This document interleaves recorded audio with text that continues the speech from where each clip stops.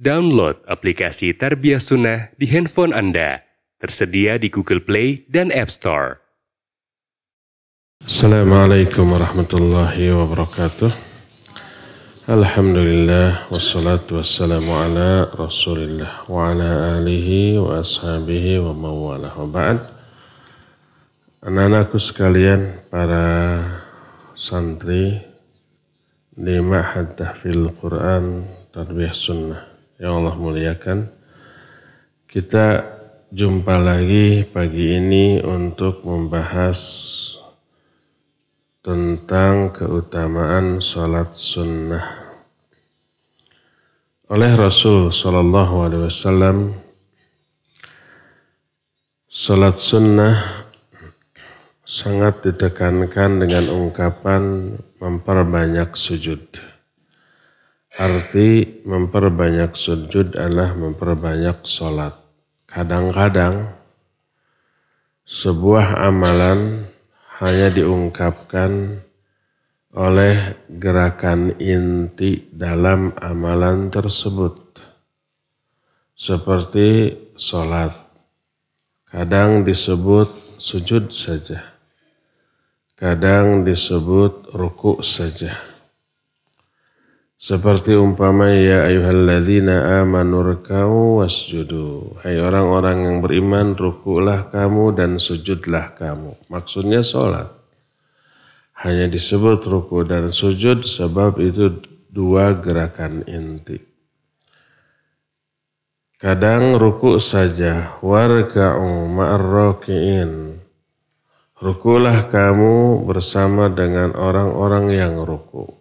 Maksudnya sholatlah. Dalam surah Al-Alaq ayat terakhir, Allah Azza wa Jalla menyatakan wasjud waqtarib. Sujudlah kamu dan mendekatlah kamu kepadaku. Maksud sujud di sana adalah sholat. Termasuk juga dalam surah An-Najm ayat yang terakhir, Allah Azza wa Jalla menyatakan wa'budu wasjudu. Beribadahlah kamu dan bersujudlah kamu. Maksudnya sholat. Nah, termasuk Nabi SAW sudah diterangkan kemarin, ada seorang sahabat namanya Rabi'ah bin Malik al-Aslami. Rabi'ah bin Malik al-Aslami ini laki-laki ya, Rabi'ah ini bukan wanita. Selalu menolong, membantu Nabi alaihi salatu wassalam dalam segala hal. Lalu kata Nabi alaihi salatu wassalam, sal, minta kamu. Minta hadiah apa saja. Gak mau kecuali ingin menolong. Dipaksa, pokoknya minta. Setelah dia melihat tidak bisa tidak kecuali harus meminta, maka dia berkata, as'aluka murafaqataka fil jannah. Aku minta agar aku bisa mendampingimu di surga. Nabi alaihi salatu wassalam menawar. Aghaira dzalik, tidak adakah permintaanmu yang lain? Jadi Nabi menawar. Aghaira dzalik, ada enggak permintaan yang lain? Jangan itu. Sebab apa? Sebab minta mendampingi Nabi di surga itu bukan wewenang Nabi SAW. Wewenang siapa? Allah. Hanya Allah yang bisa. Orang enggak, termasuk Nabi tidak. Makanya ditawar. Aghaira dzalik, ada enggak permintaan lain selain minta berdampingan di surga? Orang ini menjawab, huwadza, enggak ada. Hanya itu yang saya inginkan. Orang ini ikhlas di dalam membantu Nabi alaihi salatu wassalam, enggak ada pamrih dunia. Apa kata Nabi SAW? Fa'inni ala nafsika bikathratis sujud. Maka bantulah aku untuk bisa menolongmu di akhirat dengan memperbanyak sujud. Nabi tidak bisa menempatkan orang itu nanti di surga di sampingnya, enggak. Tapi Nabi SAW bisa memberi petunjuk agar orang itu bisa berdampingan dengan beliau di surga. Yaitu perbanyak sujud. Nah, yang dimaksud memperbanyak sujud adalah memperbanyak sholat. Dan sholat yang bisa diperbanyak hanya sholat sunat. Kalau sholat fardu mah nggak bisa ditambah. Berapa rakaat sholat fardu? 17. Nggak bisa ditambah, diperbanyak. Tapi nggak boleh juga dikurang. Kecuali ketika safar. Nah, ketika safar mah yang 4 menjadi 2 ya. Jadi kurang. Tapi itu karena ketetapan syariat. Nah, ketika menerangkan hadis ini sahih riwayat Imam Muslim.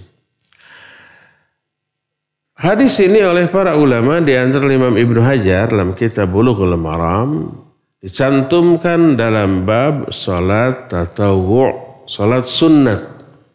Karena hadis ini menjadi dalil ditekankannya salat sunnat. Salat seperti juga umumnya ibadah terbagi kepada 2. Ada yang wajib, ada yang sunnah. Salat gitu. Saum gitu, ada yang wajib seperti ada 4 tuh saum yang wajib. Pertama saum Ramadan, ya enggak? Wajib. Kedua saum qadha. Kalau batal ketika Ramadan wajib diqadha, itu wajib.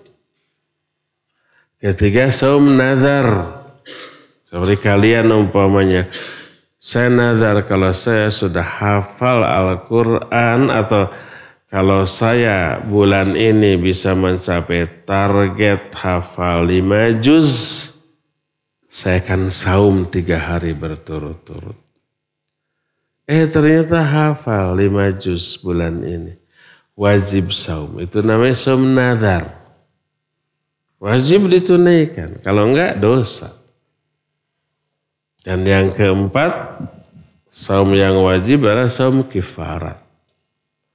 Kifarat itu banyak. Ada kifarat sumpah yang dilanggar. Umpamanya, demi Allah besok saya akan tahajud. Maka demi Allah. Ternyata tidak. Kebablasan. Nah, padahal sudah sumpah. Wajib dibayar kifaratnya. Apa kifaratnya? Kasih makan 10 fakir miskin. Kalau enggak punya, saum 3 hari berturut-turut. Saumnya wajib. Jadi amalan sholat ada yang wajib, ada yang sunnah. Saum ada yang wajib, ada yang sunnah. Ya, saum sunnah contohnya Senin, Kamis, Daud, Ayyamul Bid, Arafah, Muharram atau Tasu'a dan Asyura gitu ya. Haji wajib yang fardu yang pertama. Ada yang sunnah, umroh. Zakat ada yang wajib, ada yang sunnah. Yang sunnahnya disebut infak atau sedekah. Nah, dan ini merupakan rahmat Allah bagi kita menyiapkan atau mensyariatkan ibadah sunnah selain yang fardu. Untuk apa fungsinya? Penyempurna kekurangan dari ibadah yang fardu. Salat kita banyak kekurangan tuh. Salat fardu kita ditambah dengan salat sunnah. Saum fardu kita yang Ramadan banyak kekurangan, ditambah dengan saum sunnah. Begitu seterusnya ya. Nah, berkata Nabi SAW, annal fara'id tukmalu bin nawafil yaumal qiyamah. Ibadah-ibadah yang fardu disempurnakan dengan ibadah sunnah pada hari kiamat. Kenapa? Karena kita pasti banyak kekurangan dalam ibadah fardu, ya enggak? Salat kita banyak kekurangan. Khususnya kurang khusyuk, bukan kurang lagi kadang tidak khusyuk. Itu kekurangan. Kadang-kadang pura-pura batal tuh di tengah, itu dosa itu. Padahal enggak batal. Pura-pura kebelet, padahal enggak kebelet. Hanya karena imam bacaannya panjang. Aduh, leles. Pura-pura aja batal. Itu dosa itu. Kecuali kalau benar-benar kebelet ya, seperti ada penyakit, ya boleh. Tapi kalau enggak boleh. Hanya karena modus pura-pura ya. Nah, sholat tatawu atau sholat sunat ada beberapa macam. Secara umum ya, ada dua macam. Yang pertama yang mutlak, yang kedua yang muqayyad. Mutlak itu yang tidak dibatasi waktunya, tempatnya, boleh kapan saja, boleh di mana saja, 2 rakaat, kecuali di waktu terlarang. Waktu terlarang teh ba'da subuh sampai matahari terbit nggak boleh ada sholat sunat. Kecuali nanti ada sholat sunat yang ada sebab ya. Nah tapi nanti setelah beres jam 9 pagi. Kita gak ada kegiatan, habis main futsal, habis makan, habis murojaah, mandi seger. Murojaah sudah, ingin sholat, boleh sholat. Sholat apa? Mutlak, 2 rakaat. Nah itu namanya sholat mutlak kapan saja. Kecuali ba'da beberapa waktu yang dilarang. Ba'da subuh, ba'da asar, pas matahari terbit, matahari di tengah, matahari tenggelam, itu nggak boleh. Yang kedua, sholat muqayyad. Muqayyad ini ada beberapa macam arti muqayyad yang terikat. Pertama ada yang muqayyad bis sabab. Muqayyad dengan sebab. Terikat dengan sebab. Contohnya apa? Contohnya tahiyatul masjid. Kenapa kita tahiyatul masjid? Sebab masuk masjid. Contohnya lagi umpamanya syukrul wudu. Kenapa kita sholat syukrul wudu? Sebab habis berwudu. Itu muqayyad dengan sebab. Ada lagi yang muqayyad dengan yang fardu. Salat fardu yaitu salat sunat rawatib. Yang 12 rakaat yang kemarin kita bahas. Ada lagi yang muqayyad dengan waktu. Contohnya qiyamul lail, waktu malam. Nggak bisa waktu malam dikerjakan siang. Contohnya lagi witir. Contohnya lagi umpamanya duha. Nggak bisa sholat duha dikerjakan malam. Namanya juga duha. Nah itu disebut sholat sunnah muqayyad. Jadi ada yang muqayyad dengan sholat fardu. Namanya rawatib. Ada sholat yang muqayyad dengan waktu. Seperti contohnya sholat duha, qiyamul lail termasuk witir. Ada yang muqayyad dengan sebab. Contohnya tahiyatul masjid dan syukur wudu. Itulah 3 jenis yang muqayyad. Dengan sebab, dengan waktu, dan dengan sholat fardu. Selain 3 ini disebut sholat sunat mutlak. Nah, inilah yang dijelaskan oleh para ulama tentang pembagian sholat sunnat. Sholat sunnat sangat-sangat dianjurkan seperti tadi. Salah satu di antara faidah sholat sunnat selain menambal sholat-sholat fardu yang kurang, juga bisa menyebabkan kita ini berdampingan dengan Nabi di surga. Seperti hadis Rabi'ah yang barusan. Rabi'ah saya minta agar bisa mendampingimu di surga. Kata Nabi SAW, kalau gitu perbanyak sholat sunnat. Makanya jangan abaikan sholat sunnat. Kalau bisa mah seluruh jenis sholat sunnat kita lakukan. Rawatib mah itu ya. Kalau bisa kalian bangun malam jam 3, setengah 4. Wudhu sholat tahajud. Nanti ba'da kita kajian seperti ini. Ya. Beres setengah 7. Sholat dulu. Apa sholat ini? Sholat isyraq. Isyraq itu karena matahari terbit. Dan ini termasuk sholat sunat muqayyad karena waktu. Berkaitan dengan waktu itu terbitnya matahari. Apa faidahnya? Kata Nabi SAW, siapa orang yang sholat fardu subuh berjamaah dengan imam di masjid. Setelah itu duduk berzikir kepada Allah sampai matahari terbit.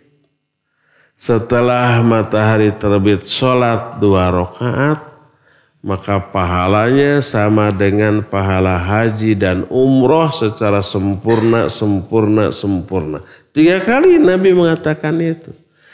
Sholatnya enteng 2 rakaat, tapi pahalanya sama dengan pahala haji dan umroh. Pahala haji umroh itu besar loh.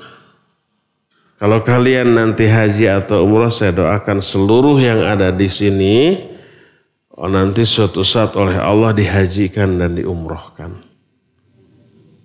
Ngalah saya berharap kalian bisa rutin ke sana tiap tahun atau sekian bulan sekali umroh, bisa tuh. Kalau kalian nanti sudah besar, dewasa, kalian hafil, jadi imam, jadi ustaz.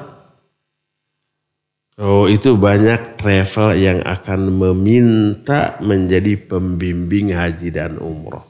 Banyak itu. Bisa tiap bulan, bisa sebulan 2 kali. Kalau mau mangan capek. Minimal 2 bulan, 3 bulan sekali gitu. Kalau haji bisa tiap tahun. Gratis. Bukan hanya gratis, dikasih uang saku di sana tuh. Nah, nanti akan kalian lihat betapa besar pahala haji dan umroh. Kenapa? Pengorbanannya besar. Uang yang keluar puluhan juta, kalau haji ratusan juta. Terus capek, lelah di sananya. Yang lebih capek lagi haji. Hebatnya nih, walaupun capek, menyenangkan, bikin kangen. Ketika hajinya, capek karena jauh jalan. Bisa 2 jam, bolak-balik 4 jam dari tenda ke tempat jumroh tuh. Tapi seru loh, seneng bareng-bareng. Jumrohnya, pulang lagi, gempor ini, silih pencetan. Tapi menyenangkan, pas pulang, aduh kangen lagi ingin ke sana. Tuh gitu tuh. Ya capek, ya lelah, pengorbanannya besar. Tapi menyenangkan, makanya pahalanya besar. Nah, jadi ibadah-ibadah yang wajib atau yang sunnah, pahalanya jangan dianggap enteng. Nah, salah satunya salat sunat setelah matahari terbit nanti. 2 rakaat pahalanya sama dengan pahala haji dan umroh. Jangan diabaikan. Jadi setiap kali kita ada kesempatan untuk salat sunat, salatlah. Masuk masjid, tahiyatul masjid. Jangan langsung duduk. Pahalanya gede, luar biasa. Ya, itu bisa membuat kita berdampingan dengan Nabi SAW di surga nanti. Terus tertutup sholat-sholat fardu yang kurang-kurangnya. Kurang khusyuk, kurang ikhlas, kurang benar gitu ya. Tertutup oleh sholat-sholat sunnat. Terus dosa-dosa berguguran dengan jumlah yang sangat banyak. Kita kan setiap hari pasti dosa, tapi tobatnya enggak. Istighfarnya jarang. Kita kurangi dengan memperbanyak sholat sunnah. Dari hadis yang tadi kita bisa ambil beberapa pelajaran. Pertama, ulu himmati Rabi'ah bin Malik radhiyallahu an haitsu lam yas'al syai'an minad dunya wa innama sa'ala murafaqatan Nabi sallallahu alaihi wasallam fil jannah. Hadis ini menjelaskan tingginya cita-cita para sahabat. Rabi'ah bin Malik yang tadi diterangkan hanya salah satu contoh. Dan dia bukan sahabat terbaik, bukan. Ada yang lebih baik daripada Rabi'ah. Ini aja yang bukan terbaik, lihat tuh cita-citanya. Nggak matre. Nggak menginginkan dunia, membantu Nabi SAW itu tulus ikhlas, bukan ingin dibayar, bukan ingin dibalas. Tapi ingin kedudukan yang tinggi di surga. Ketika Nabi memaksa, minta kamu, enggak. Minta hadiah, enggak mau. Minta, ayo kalau enggak minta. Sampai setelah didesak, mau tidak mau harus minta. Mintanya bukan minta uang, makanan, kedudukan. Minta surga yang tertinggi bersama Nabi SAW. Ini ikhlas. Dia membantu bukan ingin dibalas oleh manusia di dunia, tapi ingin dibalas oleh Allah di akhirat. Kalau ada yang bertanya, Ustadz itu kan kepada Nabi, ya menolong Nabi pastilah setiap orang berebut. Kalau kita kan teman-teman bukan Nabi, apakah menolong mereka juga sama? Oh, jangan dianggap enteng menolong sesama loh. Amalan yang paling dicintai oleh Allah itu menyenangkan orang lain tuh. Termasuk teman. Nabi SAW menyatakan, ahabbul a'mal ilallahi sururun tudkhiluhu ala qalbil muslim. Amal yang paling dicintai oleh Allah adalah memasukkan kebahagiaan kepada hati sesama muslim. Syukran zakallah. Minta hadiah. Bukan, antum minta hadiah, minta naon. Ini. Dia suka bantu-bantu tuh. Apa aja. Ya. Dikasih minta hadiah, enggak. Paling cilok. Jadi Nabi SAW menjelaskan bahwa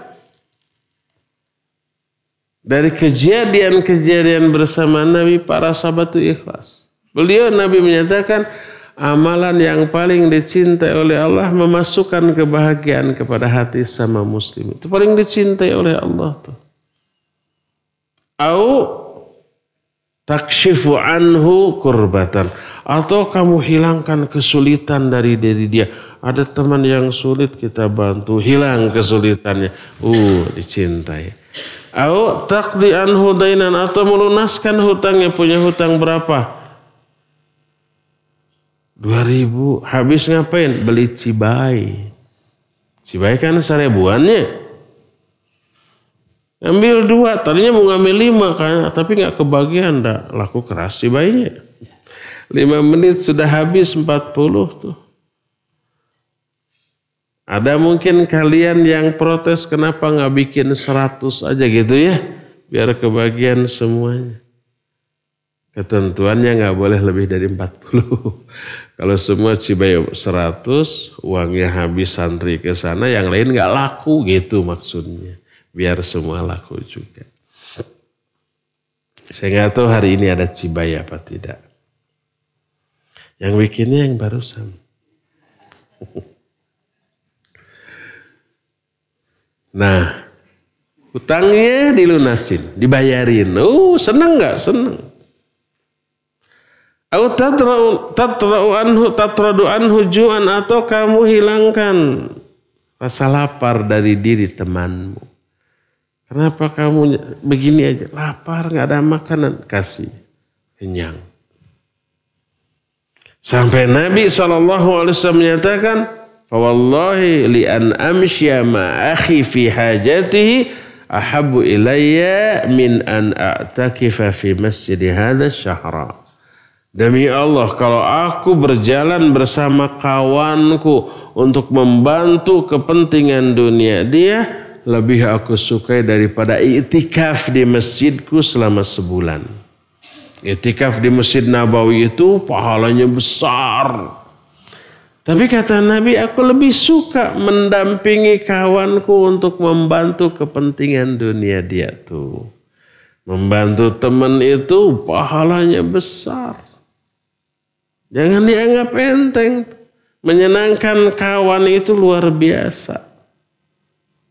Apalagi menyenangkan Nabi SAW. Oleh karena itulah, walaupun hadis ini menjelaskan seorang sahabat membantu Nabi SAW, tapi jangan sampai kita beranggapan itu hanya untuk Nabi saja. Enggak. Untuk menolong siapapun, jangan pamrih meminta balas budi dari kawan yang kita bantu. Berharaplah dapat balasan hanya dari Allah.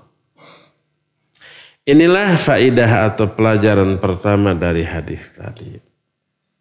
Kedua, fadlu kasratis shalah wa annaha sababun li ayyakunal insanu rafiqan li Rasulillahi sallallahu alaihi wasallam fil jannah li qawlihi a'inni ala nafsika bi kasratis sujud. Hadis ini pun menjelaskan tentang keutamaan memperbanyak sholat sunat. Salah satu keutamaan sholat sunat itu adalah orang yang banyak sholat sunat akan berdampingan dengan Nabi di surga. Kalian harus tahu surga itu bertingkat-tingkat, ribuan tingkat. Bukan setingkat dua tingkat, ribuan.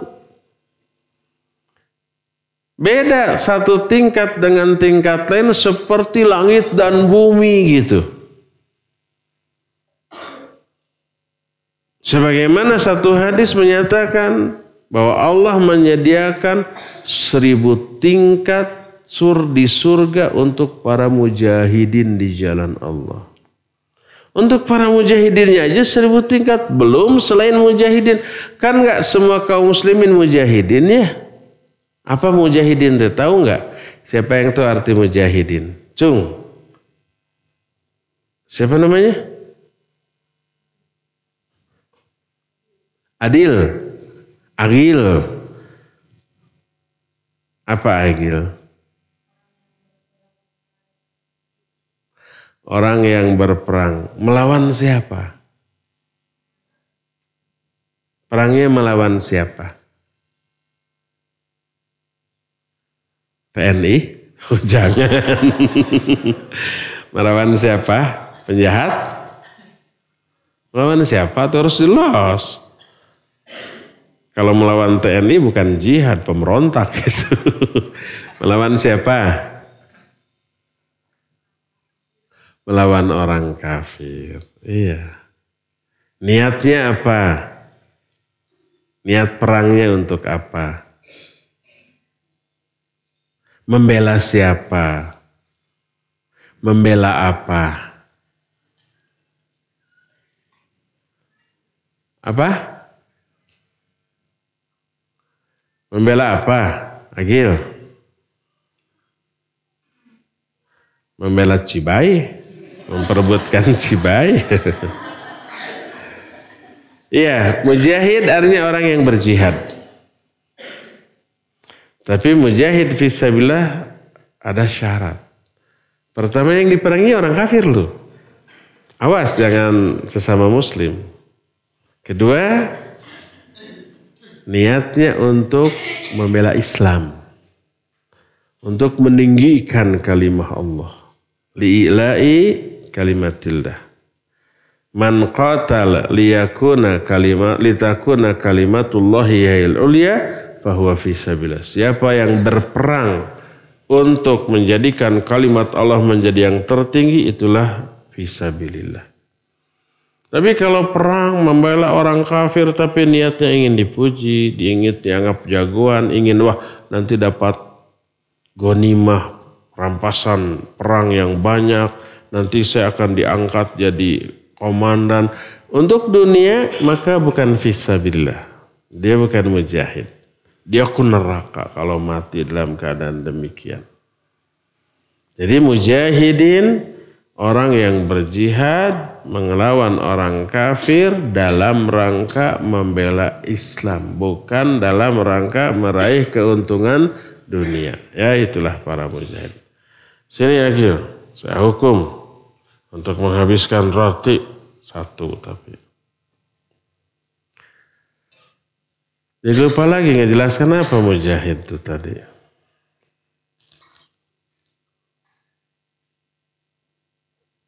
Nah, Allah menyediakan 1000 tingkat di surga untuk para mujahid saja. Jarak antara satu tingkat dengan tingkat lain ibarat langit dan bumi. Belum selain mujahid, kita bukan mujahid. Karena kita tidak sedang berjihad. Dalam kehidupan kita sampai sekarang gak ada kondisi yang mengharuskan kita jihad dalam bentuk perang. Melawan orang kafir dengan senjata. Tidak. Jihad kita sekarang ini belajar ilmu. Ini jihad ketika tidak ada perang. Ya. Nah, bayangkan ada berapa tingkatan di surga. Semakin tinggi tingkatannya semakin bagus. Dan yang paling tinggi namanya surga Firdaus. Dan Nabi SAW beserta para nabi yang lain berada di tingkat surga yang paling tinggi. Tapi serendah-rendahnya tingkatan di surga, jauh lebih enak, lebih mewah dibanding istana terbaik di dunia. Kita belum tahu istana terbaik di dunia istana siapa. Mungkin istana Raja Saudi, mungkin istana Raja Sultan Brunei. Gitu, nggak tahu siapa yang paling mewah. Itu nggak ada apa-apa dibanding istana terjelek di surga. Jauh lebih mewah istana terjelek di surga. Nah, kalau di surga berdampingan dengan Nabi SAW berarti surganya paling tinggi.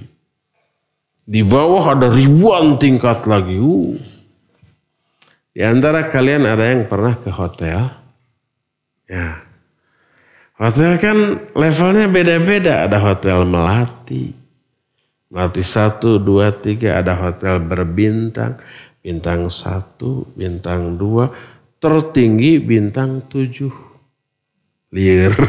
Tertinggi bintang 5. Bintang 5 juga bertingkat-tingkat. Ada yang level internasional.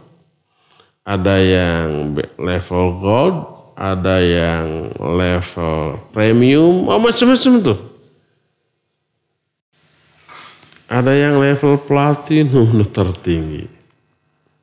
Tahu nggak ada hotel di Bandung yang terbaik? Satu kamarnya namanya Presiden Suite, itu beberapa lebih dari 10 tahun yang lalu. Harganya semalam 40 juta, semalam aja. Kayak apa di dalamnya saya belum tahu, belum pernah lihat. Ingin nggak? Ingin sih, tapi lebih ingin di surga nanti. Nah itu level-level hotel aja beda level, itu beda harga, beda kondisi keadaan. Dan WC-nya juga lebih menyenangkan daripada kamar tidur kita, lebih wangi. Di WC-nya itu ada beberapa jenis tempat mandi, ada yang pakai shower, ada yang pakai bathtub sambil berbaring, hangat airnya gitu ya. Ada juga yang namanya whirlpool gitu di WC-nya whirlpool itu. Oh, baknya itu bulat gitu, kita berendam segini, ada air memancar yang hangat kemudian memijit bagian punggung kita, bagian enak sambil ngopi. Asa we di surga. Ngahayalnya. Itu baru di dunia loh. Di akhirat jauh lebih mewah, lebih menyenangkan. Oleh karena itulah maka raih surga tertinggi salah satunya dengan memperbanyak sholat sunat. Jangan abaikan sholat sunat. Itulah faidah yang kedua. Faidah yang ketiga. Wa minha aidan annahu kaunul insan ya'malu amalan sholihan fa innahu yakunu muhsinan li nafsihi liqaulihi a'inni ala nafsika bi kathrati sujud. Fa anta idza aktharta sujud fa hadha maslahah li nafsika wa ma'unah laha ay ma'unatun ala ma fihi khairuha wa salahuha. Hadis ini juga menerangkan bahwa bila seorang manusia beramal soleh, berarti dia itu sudah melakukan kebaikan bagi diri sendiri. Kalau kita sholat, itu berarti kita sedang melakukan kebaikan untuk diri sendiri. Karena apa? Dari sholat itu kita kelak akan bahagia. Ingin membahagiakan diri, nanti di akhirat perbanyak ibadah dan amal soleh. Jadi semua jenis ibadah, ketaatan dan amal soleh berarti berbuat baik untuk diri sendiri. Sebaliknya, setiap kali orang bikin dosa berarti berbuat buruk untuk diri sendiri. Karena setelah berdosa, kelak akan memperoleh siksa. Babak belur kita. Oleh karena itu ketika kita menolong orang lain, pada hakikatnya kita sedang berbuat baik kepada diri kita sendiri. Dengan cara berbuat baik ke orang, menolong orang, kita akan bahagia, diberi kebahagiaan oleh Allah di dunia sampai di akhirat nanti. Ya, inilah beberapa penjelasan di hari ini. Sekarang sudah jam 6, kita akan jeda. Setelah jeda kita bertanya jawab ya. Wassallallahu ala nabiyina Muhammadin wa ala alihi wa ashabihi wasallam. Siapa yang mau bertanya? Cung. Baru ya? Kasih mic.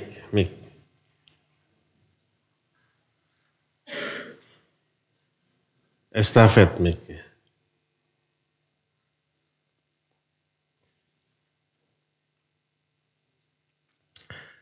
Nama dari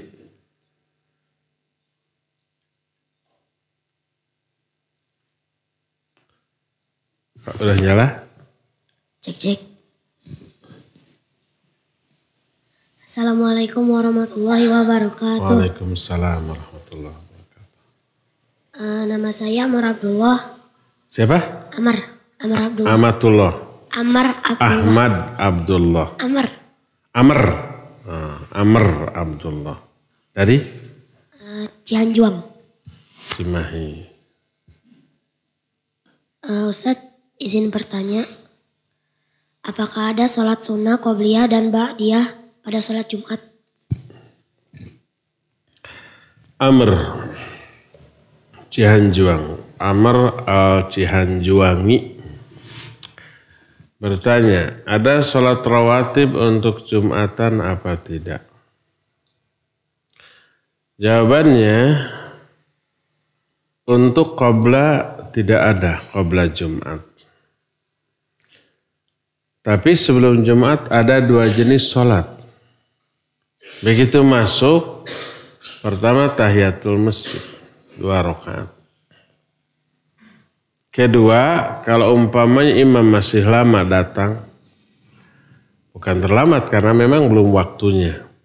Umpamanya kita jam 11:30 sudah di masjid, imam datangnya jam 12 karena waktu zuhurnya jam 12 umpamanya. Salat sunat sudah.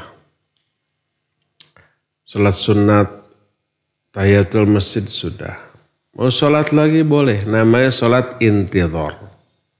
Intidhar artinya salat menunggu. Menunggu imam datang. Berapa rakaat? 2 rakaat, 2 rakaat dan tak terbatas.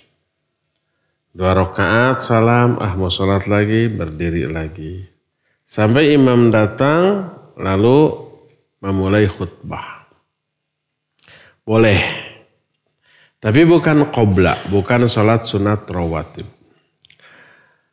Nah, adapun ba'da Jumat ya ada. Nabi alaihi salatu wassalam melakukan salat sunat ba'da Jumat 2 kali. Pertama 2 rakaat di masjid, lalu pulang. Yang kedua di rumahnya beliau salat lagi 2 rakaat. 4 rakaat, tapi dengan 2 di masjid dan 2 di rumahnya. Itu salat sunnah rawatib untuk salat Jumat. Jadi hanya apa? Ada ba'da. Kalau qobla tidak ada. Tapi sebelum Jumatan ada 2 jenis salat yang bisa kita lakukan. Pertama tahiyatul masjid, kedua salat intidhar. Wallahu a'lam. Cung, siapa lagi? Kasih. Assalamualaikum warahmatullahi wabarakatuh. Waalaikumsalam warahmatullahi wabarakatuh. Perkenalkan, nama saya Gozi. Ghazi. Ustadz, izin bertanya. Ghazi itu dari mana? Dari Cimahi. Ustadz, izin bertanya. Apakah kita bisa berdampingan dengan nabi yang lain di surga? Taib, apakah kita bisa berdampingan dengan nabi yang lain? Kalau kita sudah berdampingan dengan Nabi Muhammad SAW, itu sudah lebih dari cukup.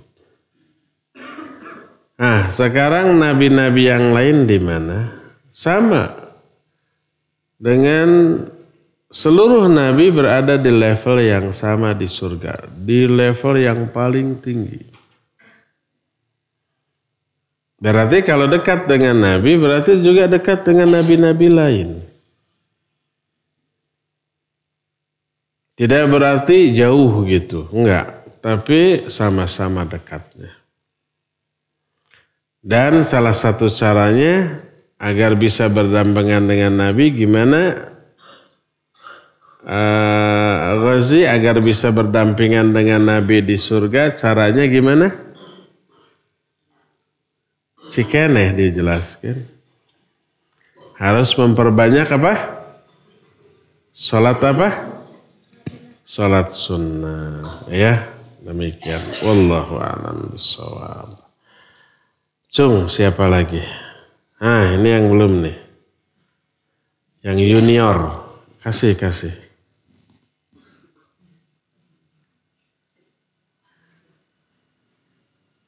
Kalau udah nyala udah. Agak tunggu. Assalamualaikum warahmatullahi wabarakatuh. Assalamualaikum warahmatullahi wabarakatuh. Perkenalkan, nama saya Agil dari Bogor. Siapa? Agil. Ariel. Ariel? Agil. Sama dengan itu. Agil, ada 2 Agil dari Bogor. Ustadz, izin bertanya. Apa hukum mengusap muka dengan kedua tangan setelah sholat atau berdoa? Iya. Apa hukumnya mengusapkan 2 tangan seusai sholat atau setelah berdoa? Kalau setelah sholat biasa 1 ya. Kecuali kalau setelah berdoa baru diusapkan. Saya tanya, kalau sholat dan berdoa urusan agama atau urusan dunia? Agama, ya. Diatur tidak dari sononya oleh Allah dan Rasulnya?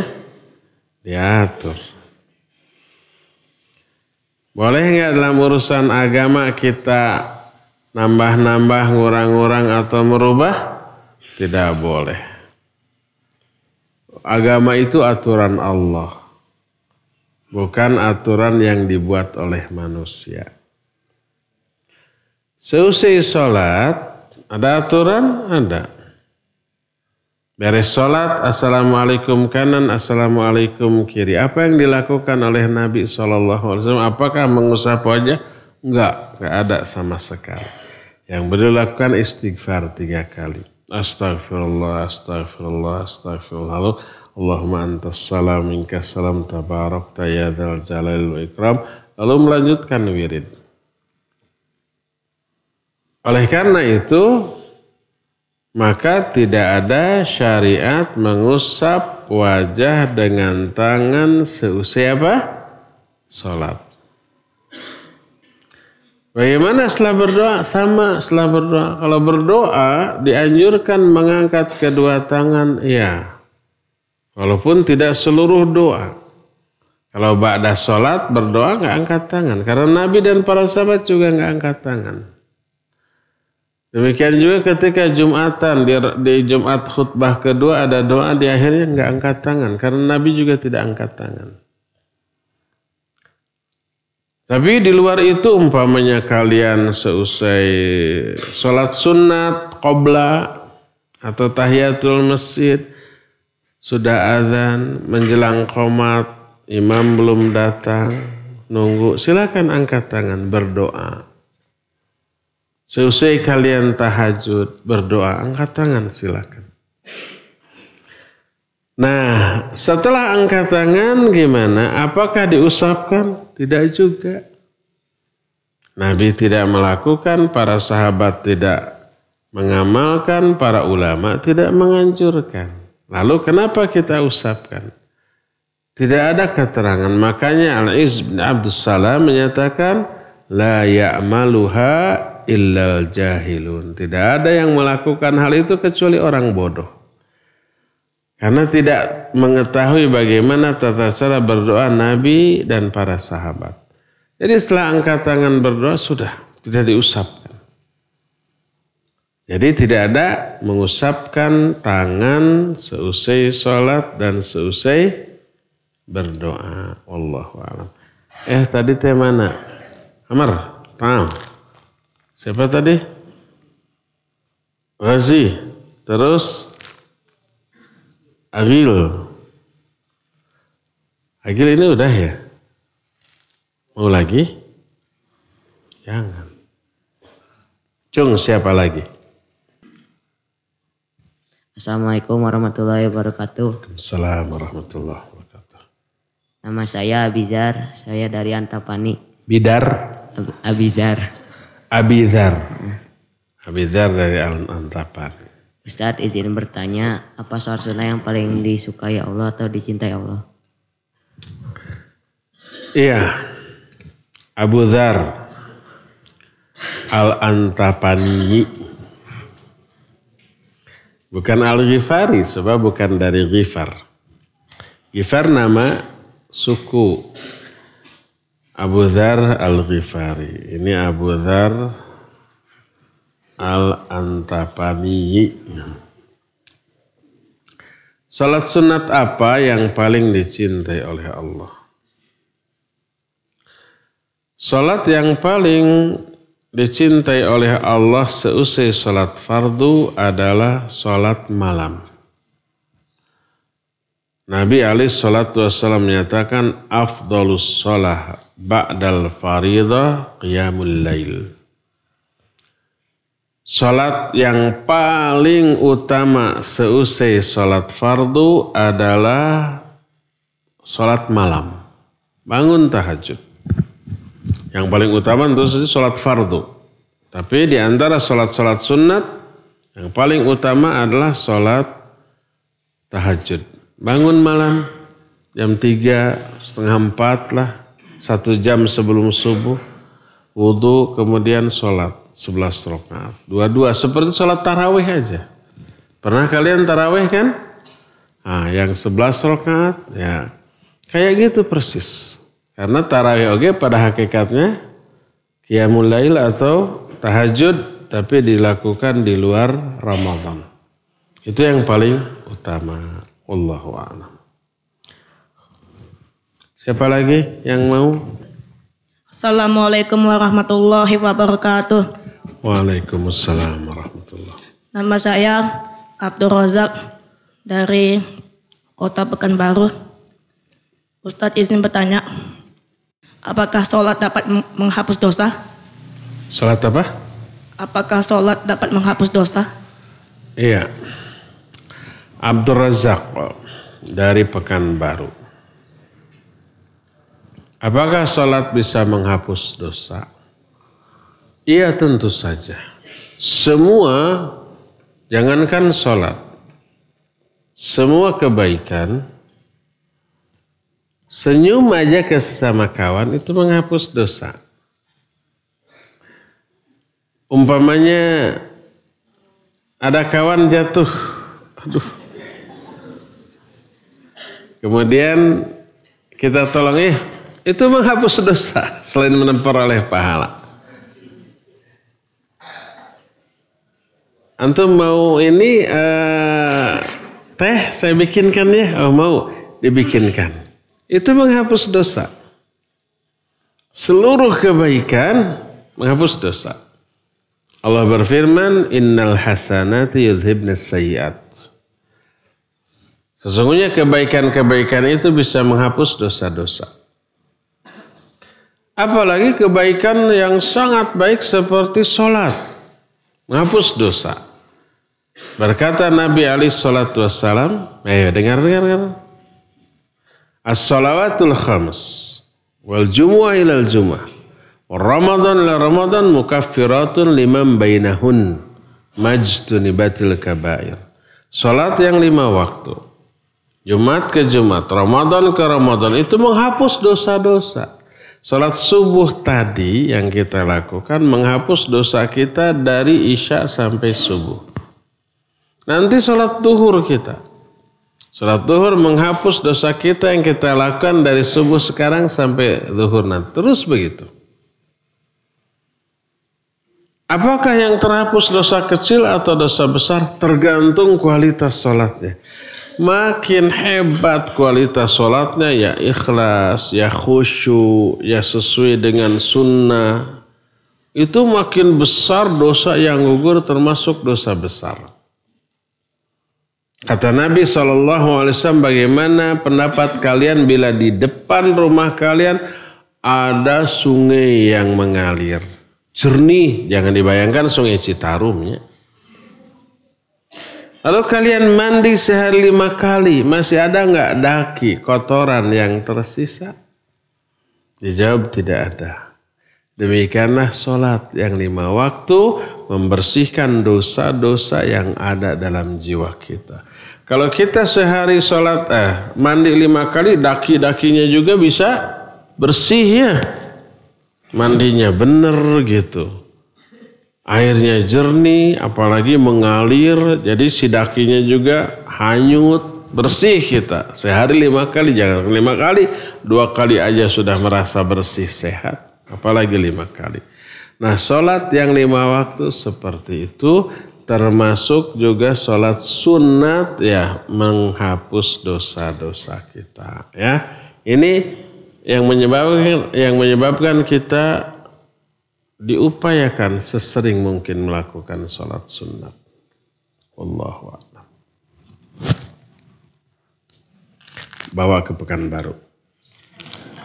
Cung, siapa lagi? Itu yang belakang tuh satu.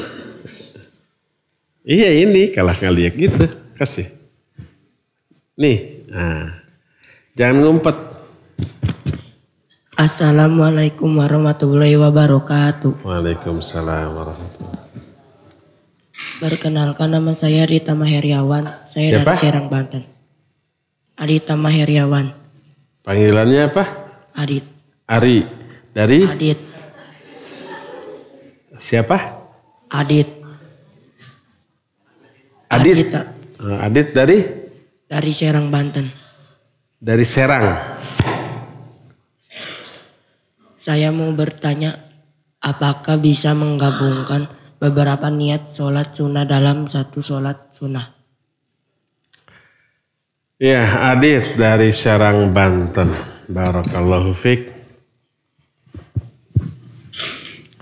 Apakah boleh melakukan satu kali sholat dengan beberapa niat gitu ya? Kalau sholatnya hukumnya sama, dua-duanya sunnah. Terus jumlah rakaatnya sama, tata caranya sama, waktunya sama. Ya boleh meniatkan beberapa niat dengan satu sholat. Contoh umpamanya, kita masuk masjid. Ada beberapa jenis sholat sunat. Bisa tahiyatul masjid. Bisa juga qobla subuh umpamanya ya. Boleh nggak? Satu kali sholat 2 rakaat meniatkan dua-duanya. Boleh, karena dua-duanya segala-galanya sama. Hukumnya sama, sunnat. Jumlahnya 2 rakaat. Waktunya sama. Seluruhnya sama, maka boleh. Pas masuk cuma 2 rakaat, niatnya apa? Ya tahiyatul masjid, ya qobla. Karena qobla itu pas masuk masjid, dianggap tahiyatul masjid. Kata Nabi SAW, "Idza dakhala ahadukumul masjida fala yajlisanna hatta yusalli rak'atain."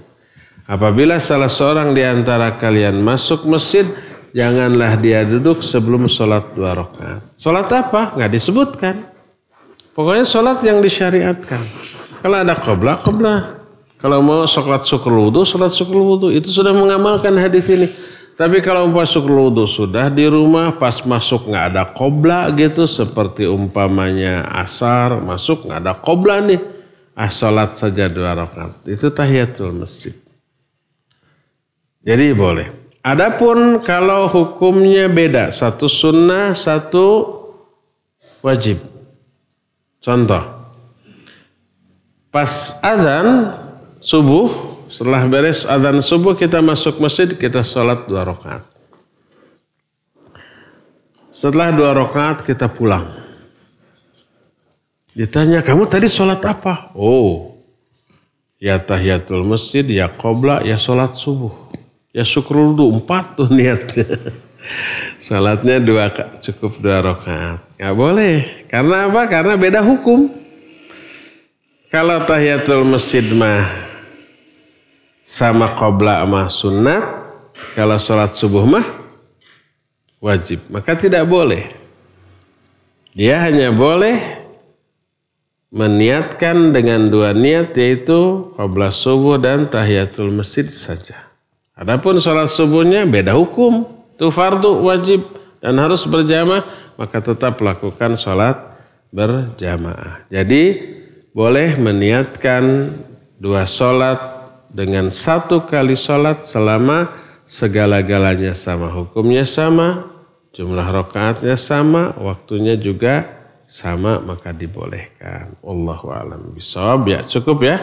Sampai di sini waktunya sudah habis. Insyaallah kita jumpa kembali hari Sabtu ba'dal maghrib di sini. Subhanakallahumma bihamdik asyhadu an la ilaha illa anta astaghfiruka wa atubu ilaik. Walhamdulillahirabbil alamin. Wassalamualaikum warahmatullahi wabarakatuh.